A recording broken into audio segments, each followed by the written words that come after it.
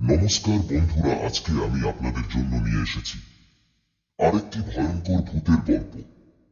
গল্পটি শুরু হচ্ছে তখন রাত প্রায় 11:50। কলকাতার মেট্রো স্টেশন প্রায় ফাঁকা।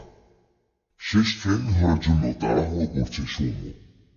অফিসে দেরি হয়ে যাওয়ায় আজ ওকে লাস্ট মেট্রোতেই বাড়ি ফিরতে হবে। প্ল্যাটফর্মে দাঁড়িয়ে সে দেখল পুরো স্টেশনটা অদ্ভুত চুপচাপ। একটা ঠান্ডা হাওয়া বয়ে গেল। ঘোষণা হলো, শেষ ট্রেন শীঘ্রই প্ল্যাটফর্মে আসছে। ট্রেনটা ঢুকতেই সৌম্য উঠে পড়ল, কিন্তু ভেতরে ঢুকে সে একটু অদ্ভুত কিছু লক্ষ্য করল। পুরো কামরায় সে ছাড়া আর মাত্র 3জন লোক। একজন বৃদ্ধ, এক মহিলা আর এক কিশোর ছেলে। কিন্তু কেউ কারো দিকে তাকাচ্ছে না। অদ্ভুত শুরু। ট্রেন ছাড়তেই আলো একটু ঝিমঝিম করল। সৌম্য ফোন বের করে সময় দেখল 11:58। হঠাৎ পাশের সিটে বসা বৃদ্ধটা ধীরে বলল, এটা শেষ ট্রেন না।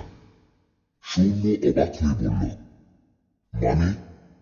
বৃদ্ধ তাকাল না, শুধু বলল, এই ট্রেন কখনো থামে না। সৌম্য হেসে বলল, কি বলছেন এসব? কিন্তু বৃদ্ধ আর কিছু বলল না। স্টেশন যেটা নেই। কিছুক্ষণ পর ট্রেনটা একটা স্টেশনে থামল।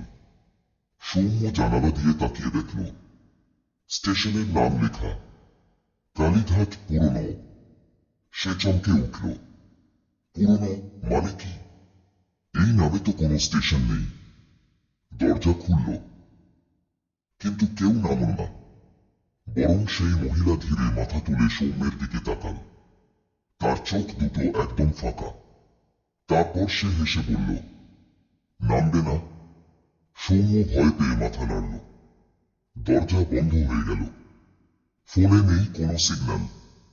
সৌম্য ফোন বের করল। কোনো নেটওয়ার্ক নেই। হঠাৎ তার ফোনে একটা নোটিফিকেশন এলো। Unknown number. মেসেজে লেখা, তুই ভুল ট্রেনে উঠেছিস। সৌম্যের হাত কাঁপতে লাগল। সে চারপাশে তাকাল।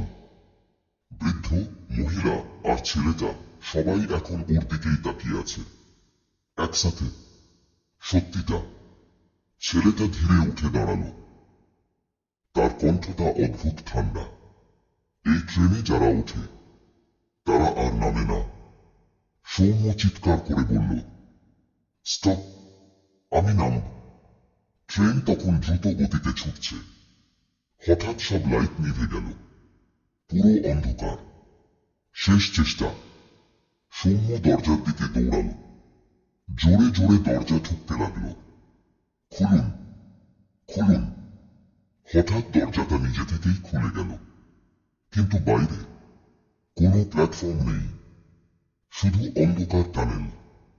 পিছন থেকে সেই মহিলা বলল, লাফ দাও, হয়তো বেঁচে যাবে।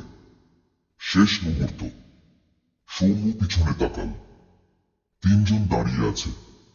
তাদের মুখে ভয়ানক হাসি। চোখগুলো পুরো কালো। ট্রেনের শব্দ কানে বাজছে। সে আর ভাবল না, লাফ দিল। পরের দিন সকালে খবর ছড়ালো, মেট্রোর লাইনের পাশে এক যুবকের দেহ। নমস্কার।